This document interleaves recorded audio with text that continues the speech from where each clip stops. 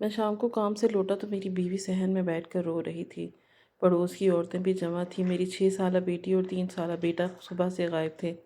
مسجدوں میں اعلان ہو چکا تھا اور میں اپنے بھائی اور محلے داروں کے ساتھ مل کر بچوں کو تلاش کر رہا تھا۔ رات کو دیر سے گھر لوٹا اور بیوی کو تسلی دی۔ صبح صبح مکان کے دروازے پر دستک ہوئی اور کسی نے بتایا کہ میرے دونوں بچوں کی لاش قبرستان میں پڑی ہے۔ پولیس موقع پر پہنچ گئی اور 3 دن بعد جب یہ معلوم ہوا کہ بچوں کا قاتل کوئی اور نہیں بلکہ ان کی سگی۔ میں کام سے لوٹ آیا تھا مگر ابھی تک میری بیوی اپنے میکے سے نہیں آئی تھی۔ اس کا میکہ زیادہ دور نہیں تھا، اس لیے وہ دونوں بچوں کو لیے آرام سے اپنی امی کے گھر چلی جاتی تھی۔ مگر آج کافی دیر ہو چکی تھی۔ مجھے بھوک بھی لگ رہی تھی اور اس لیے میں نے ارادہ کیا کہ کیوں نہ آج خود ہی انہیں لینے چلا جاؤں۔ بیوی بھی خوش ہو جائے گی اور بچے بھی۔ ابھی میں کپڑے وغیرہ تبدیل کر کے باہر آیا ہی تھا کہ جب گھر کا دروازہ کھلا اور میری بیوی بچے گھر میں داخل ہوئے تھے۔ میرے چہرے پر مسکراہٹ پھیل گئی تھی۔ میرا 3 سالہ بیٹا بھاگتا ہوا آیا تھا اور میری گود میں چڑھ گیا تھا، جبکہ میری 6 سالہ بیٹی بھی فوراً پاپا پاپا کر کے میرے ساتھ لگ گئی تھی۔ دونوں کو میں نے خوب پیار کیا، جبکہ میری بیوی اچانک ہی چلا کر بولی کہ چھوڑو انہیں، کوئی ضرورت نہیں ہے پیار کرنے کی۔ اس کا اتنا تلخ لہجہ سن کر میں حیران رہ گیا تھا۔ میں نے سر اٹھا کر دیکھا اور سوالیہ بولا، کیوں، کیا ہوا؟ اس کے چہرے سے ایک سایہ سا لہرایا تھا۔ وہ مجھے دیکھتے ہوئے بولی کہ بہت بدتمیز ہو گئے ہیں۔ امی کے گھر اتنا زیادہ شور کر رہے تھے، بالکل احساس نہیں تھا ان دونوں کو کہ ہم کہیں گئے ہوئے ہیں۔ ہر جگہ کو اپنا گھر سمجھ لیتے ہیں۔ میری تو کہیں عزت ہی نہیں رہتی۔ بہنیں بھی برے برے منہ بنا رہی تھیں۔ اب انہیں میں کہیں سے لے کر بھی نہیں جاؤں گی۔ یہ کہتے ہی وہ غصے سے اپنے کمرے کے اندر چلی گئی، جبکہ میں نے اپنے دونوں بچوں کو گھور کر دیکھا تھا اور قدرے سختی سے بولا تھا، کتنی بار تم دونوں کو سمجھایا ہے نانی کا گھر اتنا شور شرابہ نہیں کیا کرو، اماں کو نہیں پسند، پھر کیوں انہیں پریشان کرتے ہو؟ جبکہ میرا 3 سالہ بیٹا لا کر بولا تھا کہ ہم تو زیادہ دیر نانوں کے گھر رہے ہی نہیں، اماں جھوٹ بول رہی ہیں۔ اور وہ مزید کچھ کہتا اس سے پہلے ہی میری 6 سالہ بیٹی بولی تھی کہ نہیں بابا، ایسا کچھ بھی نہیں ہے، یہ جھوٹ بول رہا ہے، آپ امی کو دیکھ کے ورنہ بلا وجہ وہ ناراض ہو جائیں گی۔ ہم نے انہیں ابھی کچھ کھایا بھی نہیں تھا۔ اس کی بات سن کر میں فوراً بے چین ہو کر اٹھا تھا۔ رات کے 10 بج رہے تھے اور میرے دونوں بچے بھوکے تھے۔ میں غصے سے دندناتا ہوا کمرے میں آیا تھا۔ میں کچھ کہتا اس سے پہلے ہی میری نظر میری بیوی پر گئی تھی، جو الماری کے پاس کھڑی زاروں کا تار رو رہی تھی۔ مجھے سمجھ نہیں آیا تھا کہ بچوں کا ذرا سا شور کرنا اس کو اتنا زیادہ تکلیف کیوں دے رہا ہے۔ میں فوراً اس کی طرف بڑھا تھا اور اس کے کندھے پر ہاتھ رکھتے ہوئے بولا تھا کہ نیلم، ہوا کیا ہے؟ تم رو کیوں رہی ہو؟ اماں یا بہنوں سے لڑائی ہوئی ہے؟ جبکہ وہ فوراً ہی میرا ہاتھ جھٹک کر بولی تھی کہ کچھ نہیں ہوا، فضول میں دماغ خراب مت کرو میری، ضرورت نہیں ہے تمہاری، تمہارے بچے بھوکے ہیں، ان کا پیٹ بھر دو، دماغ خراب ہو گیا ہے میرا۔ یہ کہتے ہی وہ واش روم چلی گئی تھی، جبکہ میں حیران ہو کر اس کی پشت دیکھتا رہ گیا، کیونکہ آج تک نیلم نے اس طرح مجھ سے بدتمیزی نہیں کی تھی۔ میں چند لمحے وہیں سن ہو کر بیٹھ گیا تھا اور پھر چپ چاپ باہر آ گیا تھا۔ ارادہ اپنے بچوں کے لیے کچھ باہر سے لانے کا تھا، کیونکہ مجھے گھریلو کام نہیں آتے تھے۔ میں باہر آیا تو میری چھوٹی بیٹی اپنے بھائی کو نہ جانے کیا سمجھا رہی تھی۔ مجھے دیکھتے ہی خاموش ہو گئی، جبکہ میں نے پیار سے دونوں کو اپنے گلے سے لگا لیا۔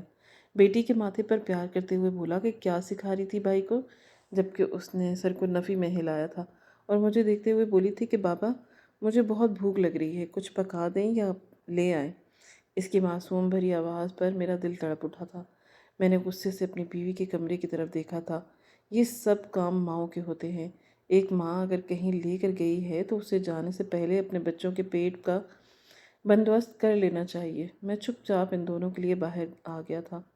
میں نے گھر میں چھوڑنا بھی نہیں تھا انہیں، مناسب نہیں سمجھا تھا، کیونکہ جس طرح میری بیوی کا غصہ تھا، بہتر یہی تھا کہ دونوں میرے ساتھ ہی رہتے۔ دونوں کو میں نے ایک سادہ بن دلایا اور اپنے لیے اور بیوی کے لیے برگر لے کر گھر آ گیا۔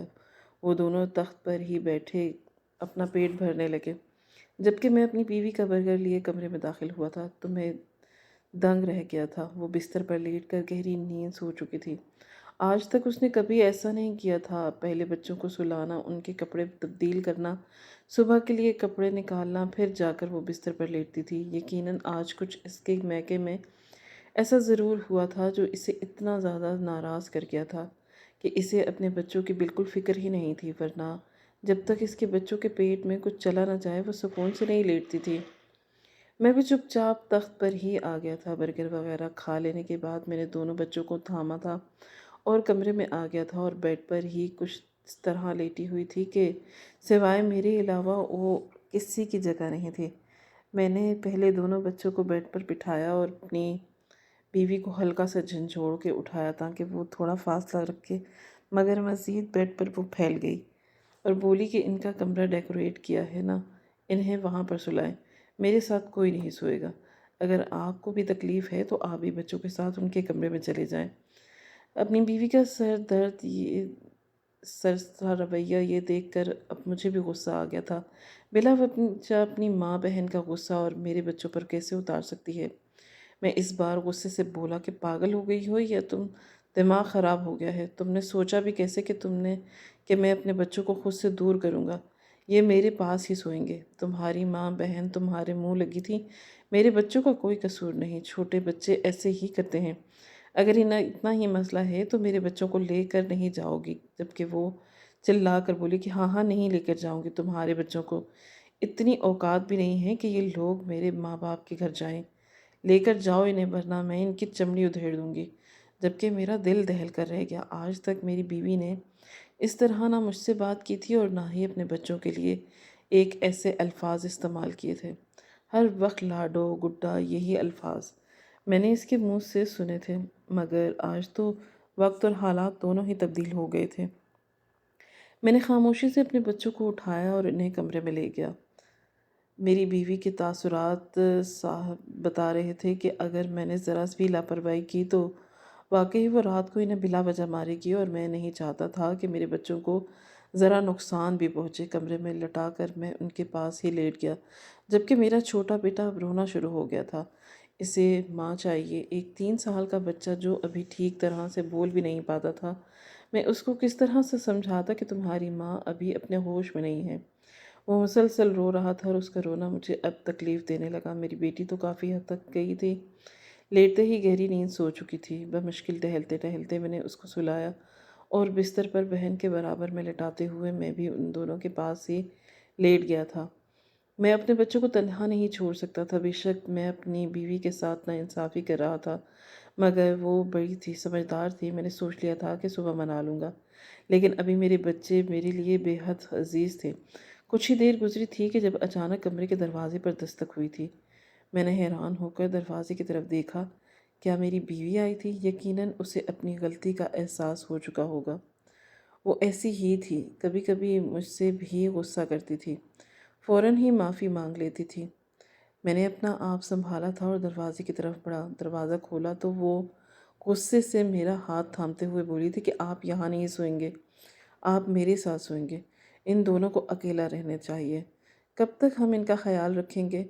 آپ چلیے میرے ساتھ۔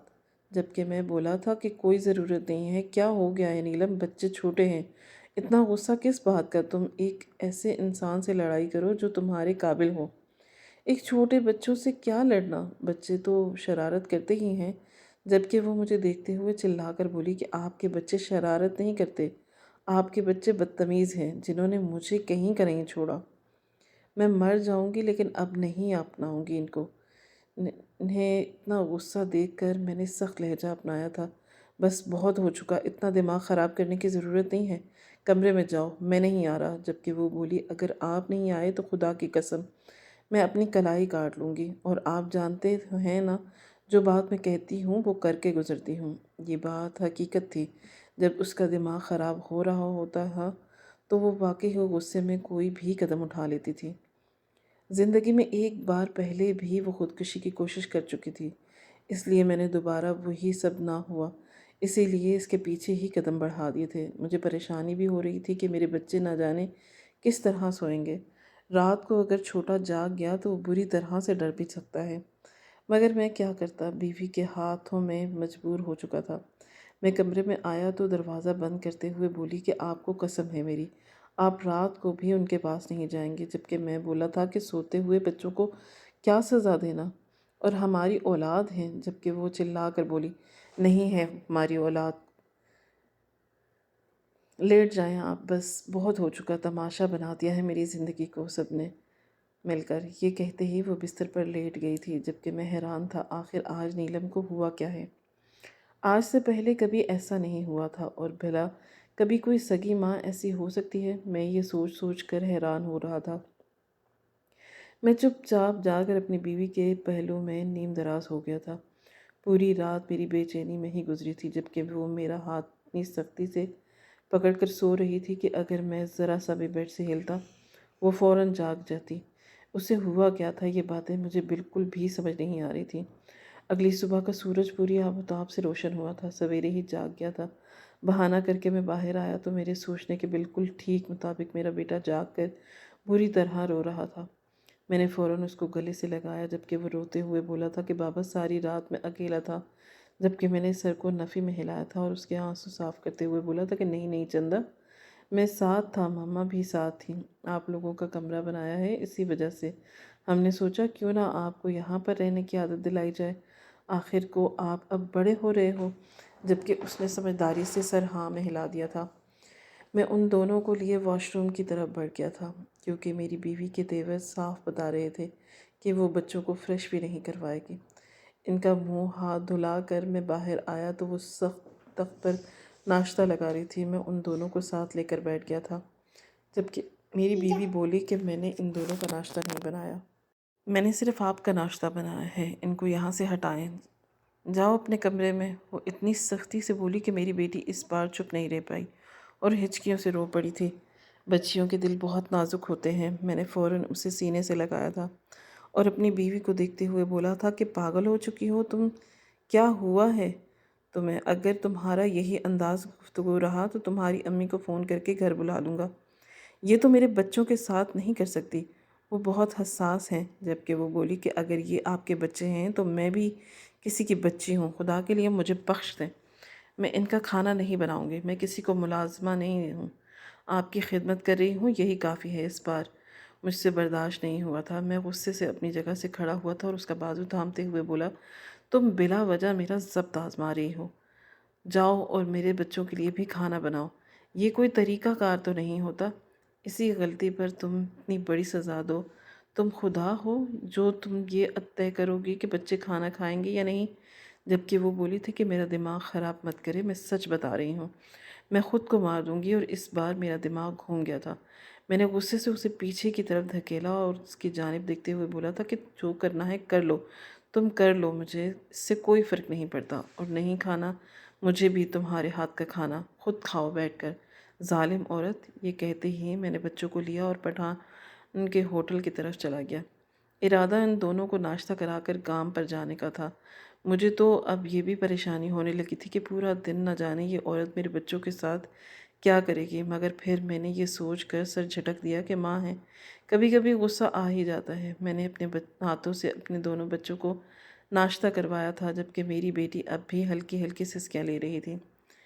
وہ مجھے دیکھتے ہوئے بولی تھی کہ بابا ایسا تو کچھ بھی نہیں ہوا جس طرح امی بول رہی ہیں، ہم نے کوئی بدتمیزی نہیں کی تھی، آپ کو پتہ ہے ہم ایسے نہیں ہیں، جبکہ میں نے اس کے آنسو صاف کیے تھے اور ان کو دیکھتے ہوئے بولا تھا کہ ہاں میری لاڈو، مجھے سب پتہ ہے، میری بچی کیسی ہے، آپ کو پریشان ہونے کی ضرورت نہیں ہے، میں گھر پر نہیں ہوں گا تو اب پورا دن بھائی کا خیال رکھنا، اور اگر امی دوپہر کا کھانا نہیں دیں تو آپ دونوں دادوں کے گھر چلے جانا، میں دادوں کو بول کر جاؤں گا، وہ دوپہر کے وقت پوچھنے آ جائیں گے۔ جبکہ وہ بولی تھی کہ نہیں نہیں، ایسا مت کرنا، امی اور غصے ہو جائیں گی۔ جبکہ میں نے فی الحال کوئی رد عمل نہیں دیا تھا، ناشتہ وغیرہ کرو، اگر میں تمہیں دونوں کو لیے گھر واپس آ گیا، مگر میں جانتا تھا کہ میرے لیے کیسا امتحان کھڑا ہوا ہے۔ میں گھر میں داخل ہوا تو اگلے ہی لمحے میں سانس لینا بھول گیا۔ میری بیوی ہاتھ کاٹ کر برآمدے میں ہی پڑی ہوئی تھی، اس کی کلائی سے بھل بھل خون بہہ رہا تھا، یقیناً کچھ دیر پہلے ہی اس نے خودکشی کی کوشش کی تھی۔ میں تڑپ کر اس کی طرف بڑھا تھا اور وہ بے ہوش ہو پڑی تھی۔ میں نے قریب جا کر فوراً اسے اپنی باہوں میں بھرا تھا اور اس کے گال تھپ تھپائے تھے۔ بولا، یہ کیا حرکت ہے تم نے؟ جاگو۔ میرے دل زور زور سے دھڑک رہا تھا۔ میں نے زیادہ دیر کرنا مناسب نہیں سمجھا اور اسے اٹھائے باہر بھاگ گیا۔ راستے میں ہی میں نے گلی کے عورت کو میرے بچے سنبھالنے کا بولا تھا اور اپنی بیوی کو لیے میں اسپتال آ گیا۔ میرے دل کی دھڑکنیں منتشر ہو رہی تھیں۔ مجھے سمجھ نہیں آ رہا تھا کہ آخر یہ عورت چاہ کیا رہی ہے۔ اس کا دماغ خراب ہو گیا ہے جو ایسے اوٹ پٹانگ کی حرکتیں کری جا رہی ہے۔ ایک چھوٹی سی غلطی پر اتنا زیادہ سخت رد عمل میری سمجھ سے باہر تھا۔ میں نے طے کر لیا تھا کہ اب میں خاموش نہیں رہوں گا۔ اس کی ماں اور بہنوں سے ضرور بات کروں گا کہ یہ کیا طریقہ ہے۔ ایک بار پہلے بھی اس نے یہی حرکت کی تھی اور اب دوبارہ مجھے یہی ڈر تھا کہ کہیں پولیس کیس نہ بن جائے۔ مگر خدا کا شکر تھا کہ نبض نہیں کٹی تھی، بلکہ ہاتھ ہی کٹا تھا، جس کی وجہ سے وہ ڈر کر بے ہوش ہو گئی تھی۔ ڈاکٹر نے مجھے سختی سے ہدایت کی تھی کہ یہ طریقہ اچھا نہیں ہے، آپ پر پولیس کیس بن سکتا ہے، لیکن آپ ایک گھریلو آدمی لگ رہے ہیں۔ میں نے انہیں تمام روادات سے آگاہ کر دیا تھا، جبکہ وہ مجھے یہی سمجھاتے ہوئے بولے تھے کہ ایسے وقت میں عورت کو اپنے شوہر کا سپورٹ چاہیے ہوتا ہے۔ آپ اپنے بچوں کو ان کے سامنے ذرا ڈانٹ دیں۔ جبکہ میں انہیں کچھ نہیں بول پایا تھا۔ مجھے معلوم تھا کہ میرے بچے چھوٹے ہیں، معصوم ہیں، ابھی ان پر اس طرح کی ڈانٹ اثر نہیں کرے گی، بلکہ وہ بدظن ہو جائیں گے۔ مجھے حیران کہ اس بات کی تھی کہ میری بیوی ایسے کیوں کر رہی ہے، کیونکہ آج تک اس نے بچوں کو لے کر کبھی اس طرح کا رویہ اختیار نہیں کیا تھا۔ ہاں، ہم دونوں کی کبھی لڑائی ہوتی تھی، مگر پھر بھی ہم معاملے کو سنبھال لیتے تھے، لیکن اب سب کچھ میرے ہاتھ سے ریت کی طرح پھسل رہا تھا۔ میں وارڈ میں داخل ہوا تو میری بیوی خاموشی سے بیٹھی ہوئی تھی۔ میں اس کے پاس جا کر بیٹھ گیا تھا۔ وہ کچھ کہتی اس سے پہلے ہی میں بولا تھا کہ آخر تم چاہ کیا رہی ہو؟ تمہیں معلوم ہے تم نے کیا حرکت کی ہے؟ بلا وجہ پولیس تھانہ ہو جاتا۔ وہ تو خدا کا شکر ہے کہ تمہاری نبض نہیں کٹی۔ جبکہ وہ مجھے دیکھتے ہوئے اداس لہجے میں بولی تھی، یعنی آپ کو میری جان سے زیادہ اپنی عزت کی پرواہ ہے۔ اگر میں مر جاتی تو آپ کو پولیس تھانے جانا پڑتا۔ اس کی بات کو آپ کو ٹینشن ہے؟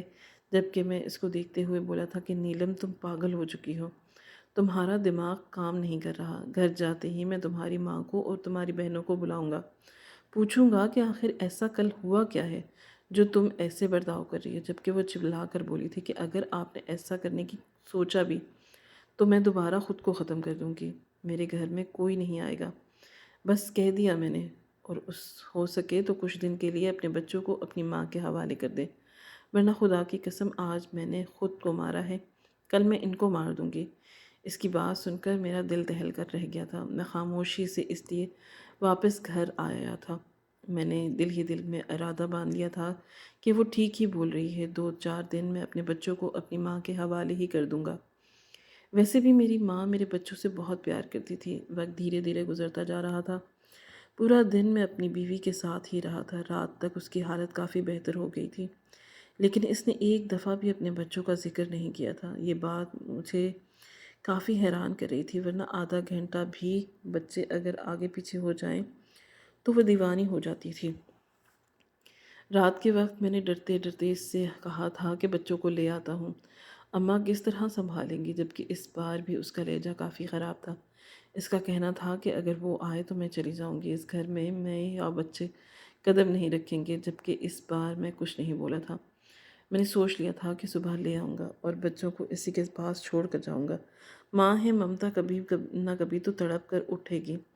پوری رات میں نے اپنے بچوں کو یاد میں گزار دی۔ اگلی صبح ناشتے کے بعد میں اماں کے گھر گیا، ان کی صورتحال سے آگاہ کر کے دونوں بچوں کے لیے اور اپنی بیوی کے حوالے کر کے کام پر آ گیا تھا۔ وہ خوب چلائی تھی میرے سامنے، اپنے بیٹے کے چہرے پر 2 تھپڑ مار دیے تھے، لیکن میں انہیں ٹھہرا تھا اور ماں تھی، اس کو بچے سنبھالنے تھے۔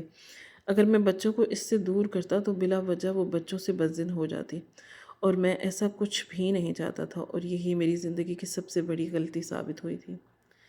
پورا دن مجھے بچوں کی یاد ستا رہی تھی، یہی ٹینشن ہو رہی تھی کہ پتہ نہیں وہ کس طرح برتاؤ کر رہی ہوگی۔ میں نے امی کو بھی کہہ دیا تھا کہ ایک دفعہ آپ بھی دن میں چکر لگا لینا، اگر انہوں نے کچھ نہ کھایا ہو تو آپ کھانا کھلا دینا۔ جبکہ میری ماں تو کافی غصہ کر رہی تھی کہ یہ کیا طریقہ کار ہے، تمہاری بیوی کے پاگل ہو چکی ہے، انسانیت مر گئی ہے اس میں؟ ایک ماں ہو کر ایسی بے وقوفانہ حرکتیں کر رہی ہے، جبکہ میرے پاس ان باتوں کا کوئی جواب نہیں تھا۔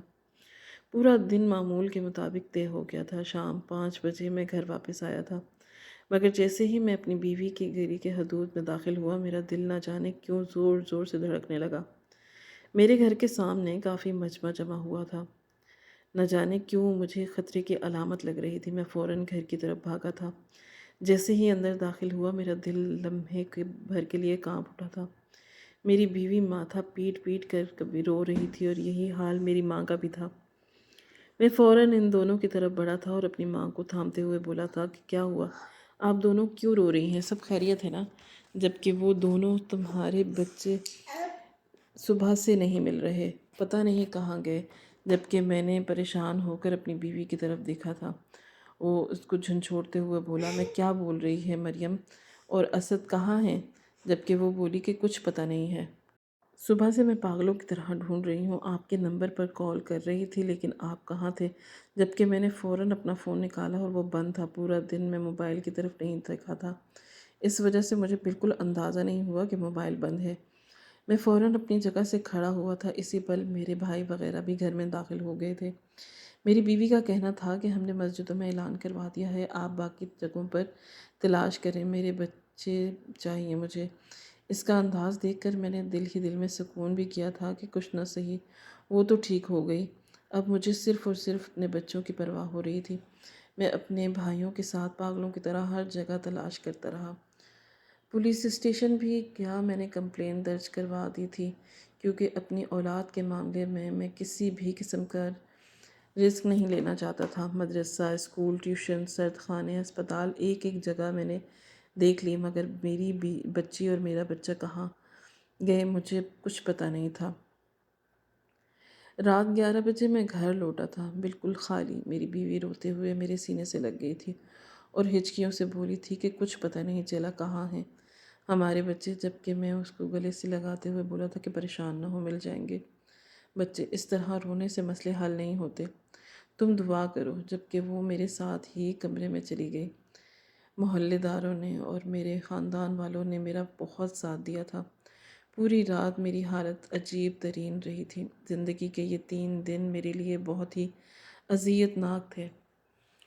میں فجر میں ہی جاگ گیا تھا، اور جبکہ میری بیوی گہری نیند سو رہی تھی، ابھی میں وضو وغیرہ بنا کر باہر آیا تھا جب گھر کے دروازے پر دستک ہوئی تھی۔ یقیناً محلے دار یا پھر کوئی رشتہ دار ہوگا۔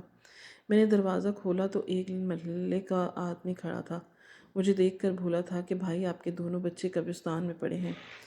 جبکہ میری حالت ایسی تھی کہ جسے کاٹو تو بدن میں لہو نہیں۔ وہ مزید بولا، وہ زندہ بھی نہیں ہیں بھائی، حوصلہ کرنا۔ جبکہ میں چیخ مار کر بولا تھا، پاگل ہو چکے ہو تم، کیا بکواس کر رہے ہو؟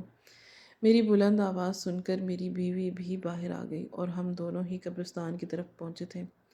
جائے واردات پر پولیس بھی پہنچ چکی تھی، جبکہ واقعی میرے دونوں بچے پھول سے بچے قبرستان کے آخری کونے میں پڑے ہوئے تھے۔ میری حالت ایسی ہو گئی تھی کہ جیسے میں ابھی کٹ کے مر جاؤں گا اور مجھے اسی قبرستان میں دفنا دیا جائے گا۔ میری بیوی بھی خوب روئی تھی۔ پولیس ان کو لے گئی تھی اور میں نے منع کر دیا تھا کہ ان کا پوسٹ مارٹم کرانے کی ضرورت نہیں، مگر اب یہ ایک قانونی مسئلہ بن چکا تھا، اس کا پوسٹ مارٹم ہونا ضروری تھا۔ وقت اور تیزی سے گزرتا جا رہا تھا۔ 3 دن بعد اچانک ہی ہمارے گھر پر پولیس کا چھاپا پڑا تھا، اور وہ میری بیوی حیران رہ گئی تھی، اور سب ہمارے دکھ کا احساس کر رہے تھے۔ مگر جو بات پولیس نے آ کر مجھے بتائی، وہ سن کر میں سکتے میں آ کر گیا تھا۔ پولیس کا کہنا تھا کہ آپ کے بچوں کو باقاعدہ طور پر گلا گھونٹ کر مارا گیا ہے، اور آپ کی بیوی کے فنگر پرنٹس آئے ہیں۔ یہ حرکت کسی اور نے نہیں بلکہ آپ کی اپنی بیوی نے کی ہے۔ جبکہ میں کچھ بول ہی نہیں پایا تھا۔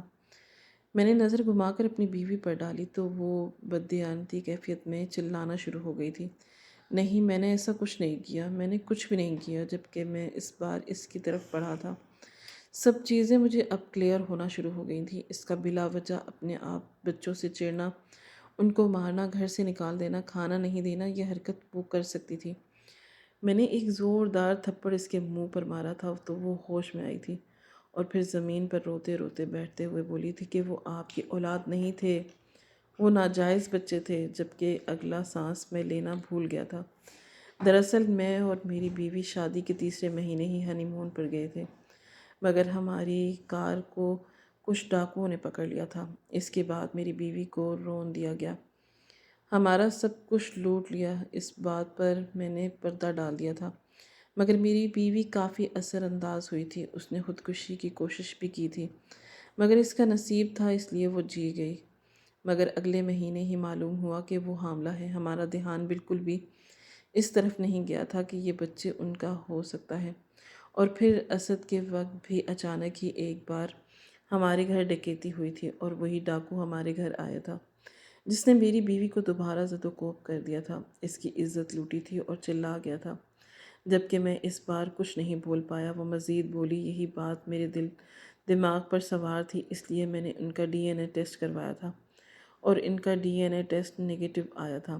یہ آپ کی اولاد نہیں تھے، اس لیے میں ان کو مار دیا تھا۔ میں نہیں رکھنا چاہتی تھی ایسی غلیظ اولاد کو، جبکہ میں حیران ہو کر اسے دیکھ ہی رہا تھا۔ چلو میرے بچے وہ نہیں تھے، مگر وہ اس کے بچے تو تھے نا۔ اس نے خود انہیں جنم دیا تھا، پولیس انہیں لے گئی تھی، میں نے بھی اس کی بیل نہیں کروائی تھی، اور میں کسی بہاف پر اس کی بیل کرواتا۔ وہ ایک قاتل تھی، اور اس کا مقدمہ اب چلنا ہی تھا۔ میں بری طرح سے ٹوٹ گیا تھا۔ بے شک وہ اولاد میری نہیں تھی، مگر جس طرح کا درد مجھے محسوس ہو رہا تھا، میں اس تکلیف کو لفظوں میں بیان نہیں کر سکتا تھا۔ میں نے انہیں اپنی اولاد کی طرح پیار کیا تھا، انہیں اپنے سینے سے لگایا تھا، اپنے ہاتھوں سے بڑا کیا تھا، اپنے منہ سے ان کے کان میں اذان دی، اپنی انگلیوں سے انہیں گھٹی دی۔ بھلا کیسے میں انہیں بھول جاتا؟ میں نے 2 مہینے بعد اپنی بیوی کو طلاق دے دی تھی۔ میں قاتل عورت کے ساتھ نہیں رہ سکتا تھا، جس کے سینے میں دل نہیں پتھر ہو، جو اپنی سگی اولاد کو مار دے۔ اسے اب عمر قید کی سزا سنا دی گئی، جبکہ میں ایک بار پھر اس سے ملنے نہیں گیا۔ اس نے کئی بار خواہش کی، مگر میں نے ہر بار اس کی خواہش کو رد کر دیا۔ ناظرین، آپ کو آج کی کہانی کیسی لگی؟ کامنٹ باکس میں اپنی رائے کا اظہار ضرور کریں۔ خواہش صرف اتنی ہے کہ کچھ الفاظ لکھو جس سے کوئی گمراہی کے راستے پہ جاتے جاتے رک جائے، اور نہ بھی رکے تو سوچ میں ضرور پڑ جائے۔ دوستو، امید کرتی ہوں کہ آپ کو یہ کہانی پسند آئی ہوگی۔ کہانی پسند آئی ہو تو ویڈیو کو لائک کریں، کامنٹ کرنا، شیئر کرنا بالکل نہ بھولیں۔ اور ہاں، اگر آپ اس چینل پر نئے ہیں تو اس چینل کو سبسکرائب کریں اور نوٹیفیکیشن کو ضرور دبائیں، تاکہ آنے والی کہانی سب سے پہلے آپ کو مل سکے۔ کل ایک کہانی کے ساتھ، اللہ حافظ۔